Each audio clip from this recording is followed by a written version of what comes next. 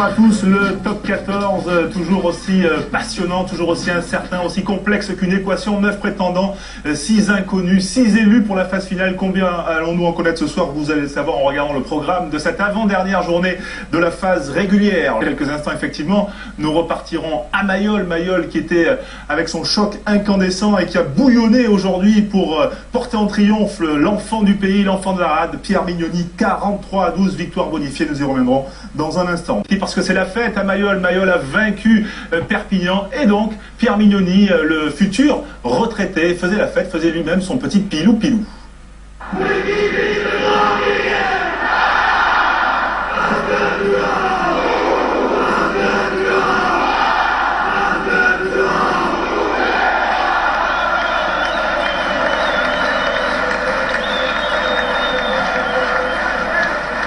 Voilà, sympa cette image de Pierre Mignoni que l'on retrouvera tout à l'heure avec Eric Bail. Tout pour l'Europe à Northampton dimanche prochain, mais d'abord le sentiment, Perpignan, champion il y a 2 ans, finaliste la saison dernière. Vous ne serez pas en phase finale du top 14 cette saison, qu'est-ce que cela vous inspire? C'est évidemment une grosse déception pour le club, mais je crois qu'on perd notre place en phase finale en début de saison, où on a perdu beaucoup de matchs et on a laissé s'appeler des points de bonus vachement importants, donc je crois que c'est pas aujourd'hui qu'on perd notre qualification. Pour rassurer vos supporters avant le déplacement en Angleterre, les problèmes en touche aujourd'hui, les 30% de plaquage manqués, c'est pas le vrai Perpignan? Non, c'est sûr, c'est pas le vrai Perpignan. Maintenant, il faut qu'on se remobilise vite, parce qu'on a une demi-finale de H-Cup. Ça faisait un moment que le club n'avait pas connu ça, donc il faut vraiment se reconcentrer, laisser de côté le top 14, qui est terminé pour nous maintenant, et se remettre au travail pour cette échéance qui est très importante pour notre fin de saison. Vous n'étiez pas armé pour jouer sur les 2 tableaux, et Coupe d'Europe et Championnat? Si, je pense qu'on était armé. Maintenant, on a eu pas mal de PPM physiques en début de saison, beaucoup de blessés, avec un effectif qui n'a pas beaucoup tourné. Et quand on tire sur les joueurs, c'est difficile après d'enchaîner les matchs. Et je crois que, comme j'ai dit tout à l'heure, on a perdu le championnat en début de saison. On a laissé échapper trop de points dans cette première partie de saison, puisqu'on fait une seconde partie assez bonne. Qu'est-ce qu'on peut attendre de vous, de vos partenaires la semaine prochaine face à Northampton? Un gros match, je pense, parce que quand il y a des gros rendez-vous, je pense que Perpignan a toujours répondu présent en phase finale, donc vous pouvez vous attendre à un gros match. On sera présent, ça va être compliqué parce qu'on joue à l'extérieur. Maintenant, ça reste un match éliminatoire et ça se jouera sur des détails. Cet après-midi à Mayol avec Toulon-Perpignan, 43-12. Le héros du jour, c'est Pierre Mignoni. Voilà, le seul retraité de France qui a un visage de jeune homme et qui va disputer un 8e de finale la semaine prochaine à Montpellier. Eric Bail, j'imagine que c'est la fête à Mayol. Exactement, ici on ne commente pas l'affaire Bastaro. L'homme du jour, le héros du jour, c'est Pierre Mignoni, 34 ans. Peut-être dernier match à Mayol, peut-être, mais c'est pas sûr, parce que vous n'avez pas renoncé à jouer un barrage ici, Pierre.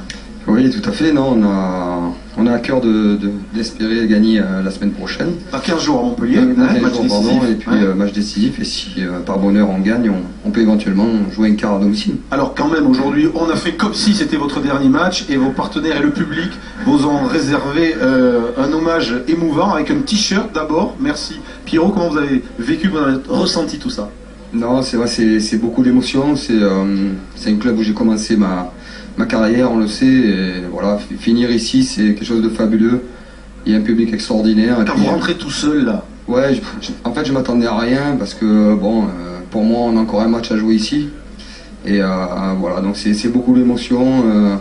Je remercie vraiment tout le monde parce que c'est bon, c'est comme ça, c'est une carrière qui s'arrête, mais... Vous avez grandi tout près du stade, c'est ça? Ouais, à même pas 100 mètres d'ici. Voilà, c'est beaucoup d'émotions. Il y a mes parents, ma famille. Voilà, je pense aussi à d'autres clubs auxquels j'ai joué qui m'ont beaucoup apporté toute ma carrière, avec Béziers, Dax et Clermont surtout. Alors vous savez qu'on vous apprécie. Alors d'abord on revoit l'image évidemment portée en triomphe, applaudi. On a vu tout à l'heure dans le jour de rugby le pilou-pilou final aussi. On a tous beaucoup d'estime, beaucoup de respect pour vous, et donc il y a une question qui nous brûle les lèvres, mais qu'on n'a pas envie de vous poser. Alors du coup, on ne vous l'a pas posée à vous. On a chargé Philippe Guillard de la poser à quelqu'un qui joue avec vous, cette question, et la réponse, la voici. Est-ce que Pierre a une bonne passe, oui ou non? Oui, c'est sans doute, oui, ça c'est certain. Il me donne le ballon exactement comme je veux. Et comme ça veut dire que mon boulot, c'est beaucoup plus facile comme ça. Alors ça, c'est moi, il faut que je dise un grand merci à Pierre, parce que c'est grâce à lui qu'on est même de jouer comme ça, comme aujourd'hui. Et hommage, non? Signé Wilkinson. Ouais, non, bien sûr, c'est un joueur fabuleux. Je suis très très fier vraiment d'avoir joué avec un joueur comme ça. Et vous allez travailler avec eux puisque vous serez l'un de leurs entraîneurs la saison prochaine. On se projette, Pierre, sur la fin de saison dans 15 jours. Allez, on va dire un 8e de finale à Montpellier. Et pourtant, ce Toulon, là, ces dernières semaines, n'emballe pas dans le jeu. Qu'est-ce que vous pensez pouvoir faire dans cette fin de saison avec l'équipe? Non, c'est vrai que ces dernières semaines, on n'est pas au niveau qu'on espérait. Mais j'espère que depuis la semaine dernière, le match de Toulouse et aujourd'hui, ça nous a donné encore plus de confiance. On a quand même fait certaines choses sur le terrain, on commence à avoir de belles choses. Voilà, je crois que la semaine prochaine, ça va être un vrai 8e de finale, vraiment un match très intéressant. Il sera suivi dans le multiplex de Canal. Il y a les questions qu'on n'ose pas poser, il y a la question qu'on nous pose tout le temps, la note du match. La note du match, la voici pour cette belle victoire de Toulon 43-12 sur Perpignan et le Montpellier 14-25. Pour une belle sortie, c'est une belle sortie. Super. Merci, puis on se retrouve pour le multiplex dans 15 jours. Montpellier-Toulon, ça promet, François. Merci.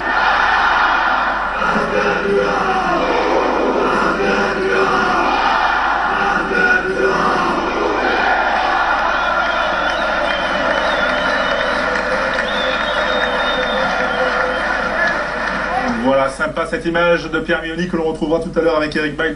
Tout pour l'Europe à Northampton dimanche prochain, mais d'abord le sentiment, Perpignan, champion il y a 2 ans, finaliste la saison dernière. Vous ne serez pas en phase finale du top 14 cette saison, qu'est-ce que cela vous inspire? C'est évidemment une grosse déception pour le club, mais je crois qu'on perd notre place en phase finale en début de saison, où on a perdu beaucoup de matchs et on a laissé s'appeler des points de bonus vachement importants, donc je crois que c'est pas aujourd'hui qu'on perd notre qualification. Pour rassurer vos supporters avant le déplacement en Angleterre, les problèmes en touche aujourd'hui, les 30% de plaquage manqués, c'est pas le vrai Perpignan? Non, c'est sûr, c'est pas le Perpignan maintenant. Il faut qu'on se remobilise vite, parce qu'on a une demi-finale de H-Cup. Ça faisait un moment que le club n'avait pas connu ça, donc il faut vraiment se reconcentrer, laisser de côté le top 14, qui est terminé pour nous maintenant, et se remettre au travail pour cette échéance qui est très importante pour notre fin de saison. Vous n'étiez pas armé pour jouer sur les 2 tableaux, et Coupe d'Europe et Championnat? Si, je pense qu'on était armé. Maintenant, on a eu pas mal de pépins physiques en début de saison, beaucoup de blessés, avec un effectif qui n'a pas beaucoup tourné. Et quand on tire sur les joueurs, c'est difficile après d'enchaîner les matchs. Et je crois que, comme j'ai dit tout à l'heure, on a perdu le championnat en début de saison. On a laissé échapper trop de points dans cette première partie de saison, puisqu'on fait une seconde partie assez bonne. Qu'est-ce qu'on peut attendre de vous, de vos partenaires la semaine prochaine face à Northampton? Un gros match, je pense, parce que quand il y a des gros rendez-vous, je pense que Perpignan a toujours répondu présent en phase finale, donc vous pouvez vous attendre à un gros match. On sera présent, ça va être compliqué parce qu'on joue à l'extérieur. Maintenant, ça reste un match éliminatoire et ça se jouera sur des détails. Cet après-midi à Mayol avec Toulon, Perpignan, 40.